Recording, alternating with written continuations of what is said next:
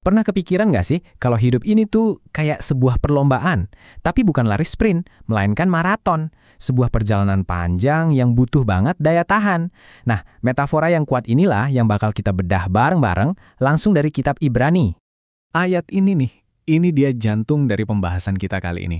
Di sini digambarkan kalau kehidupan iman kita itu bukan jalan-jalan santai loh, tapi sebuah arena perlombaan serius yang menuntut kita buat, yaitu, terus berlari dengan tekun. Pertanyaan bagus kan? Kalau ini memang perlombaan, ya pasti ada strateginya dong, ada tekniknya, ada caranya biar kita bisa sampai di garis finish sebagai pemenang. Yuk kita bongkar satu persatu petunjuknya. Oke, pertama-tama kita harus paham dulu arenanya. Coba deh bayangin, kita ini nggak lagi lari sendirian di trek yang sepi. Penulis Ibrani ngasih gambaran sebuah stadion yang super besar dan tribunnya ternyata penuh sesak. Siapa sih mereka ini? Mereka itu para pahlawan iman dari masa lalu, yang ceritanya ada di Ibrani pasal 11. Ya, dari Habel sampai para nabi, semuanya deh. Mereka semua udah menyelesaikan lomba mereka. Dan sekarang mereka jadi penonton, jadi supporter yang nyorakin kita. Hidup mereka itu jadi bukti nyata kalau perlombaan ini tuh sangat mungkin untuk dimenangkan. Nah, di sini nih letak kedalamannya. Kata saksi dalam bahasa aslinya itu martiron. Artinya, mereka bukan cuma penonton pasif yang duduk diam, mereka adalah bukti hidup. Kesaksian iman mereka itu seolah-olah bilang ke kita, "Hei, kamu udah pernah lewatin ini, kamu juga pasti bisa." Jadi mereka bukan sekedar penonton, tapi juga kayak pemandu sorak kita.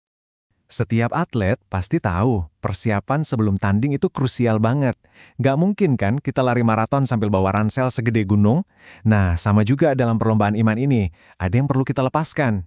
Teksnya minta kita buat menanggalkan dua hal, beban dan dosa. Dan ini beda ya. Beban atau okon itu adalah berat berlebih. Mungkin kebiasaan buruk, rasa pahit, atau ambisi yang salah tempat. Hal-hal yang bikin lari kita jadi berat. Nah, kalau dosa atau hamartian, ini lebih bahaya lagi. Ini tuh kayak tali yang ngelilit kaki kita, yang bisa bikin kita keserimpet, jatuh, dan bahkan didiskualifikasi. Dan ini keren banget kalau kita lihat bahasa aslinya.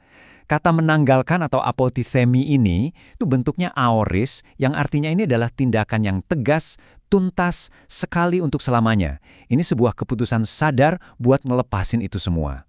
Persis kayak atlet yang lepasin jaket tebalnya sebelum mulai lari. Ditaruh dan ditinggalkan.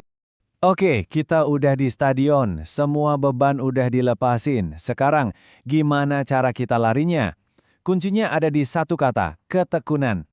Kata tekun di sini adalah hypomones.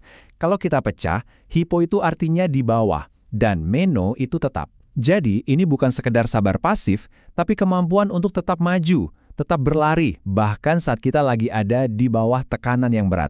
Ini soal daya tahan pelari maraton, bukan kecepatan sprinter. Ada satu kisah nyata yang luar biasa banget tentang hypomones. Namanya John Stephen Akhwari di Olimpiade 1968. Dia jatuh, lututnya cedera parah. Tapi dia tetap lari, tertatih-tatih, sampai jadi orang terakhir yang masuk stadion, 1 jam setelah pemenangnya. Waktu ditanya kenapa dia terus lari, jawabannya bikin merinding. Dia bilang, negaraku tidak mengirimku untuk memulai perlombaan. Mereka mengirimku untuk menyelesaikannya. Nah, itulah esensi sejati dari ketekunan. Dan sekarang, bagian paling krusial dari semuanya. Pelari mana bisa menang kalau matanya jelalatan ke kiri dan kanan, ngeliatin penonton, atau banding-bandingin diri sama pelari lain? Nggak bisa. Fokus adalah segalanya. Jadi, kemana mata kita harus tertuju?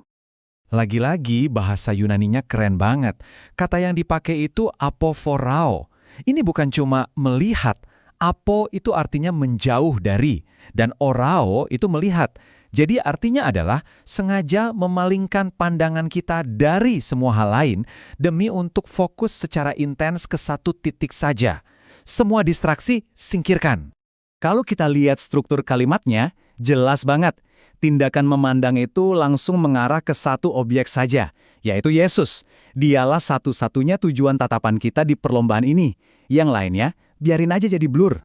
Ada yang menggambarkannya dengan indah begini. Yesus itu kompas hidup kita. Coba bayangin kapal di tengah lautan gelap. Dia bisa sampai tujuan karena ada kompas. Nah, kita juga gitu. Di tengah badai kehidupan, selama pandangan kita tetap tertuju padanya, kita nggak akan tersesat. Dialah penunjuk arah kita. Jadi, kenapa sih kita harus fokusnya ke Yesus? Karena dia bukan cuma pemberi semangat di pinggir lapangan, bukan. Dia punya dua peran yang super krusial dalam perlombaan kita ini. Pertama, dia adalah archegos, atau pemimpin iman kita. Artinya, dialah sang perintis, sang pionir. Dia yang lari duluan di trek yang sama persis dengan kita. Dia sudah menghadapi tantangannya, dan dia berhasil menyelesaikan lintasannya. Dia tidak menyuruh kita melakukan sesuatu yang belum pernah dia lakukan sendiri. Kedua, dia juga teleotes atau penyempurna iman kita. Nah, ini artinya dia bukan hanya yang memulai, tapi dia juga yang memastikan kita sampai di garis finish. Dia yang memelihara, yang menguatkan, dan pada akhirnya membawa iman kita sampai ke tujuan akhirnya yang sempurna. Lalu, apa sih motivasinya waktu berlari? Ayat ini mengungkapkannya. Dia bertahan memikul salib karena fokusnya tertuju pada sukacita yang disediakan bagi dia. Rasa sakit dan hinaan pada saat itu dia abaikan, karena dia melihat hadiah kemenangan di masa depan. Dia mencontohkan kita cara bertekun yang paling jitu, fokus pada tujuan akhir. Jadi, inilah pertanyaan terakhir untuk kita renungkan bersama. Perlombaannya sudah ditetapkan, para saksi sudah ramai menyemangati kita, sang juara sudah menunjukkan jalannya dan bahkan menjamin kita akan sampai. Pertanyaannya sekarang, beban atau dosa apa yang masih kita pikul, yang menghalangi kita untuk berlari dengan bebas menuju garis finish?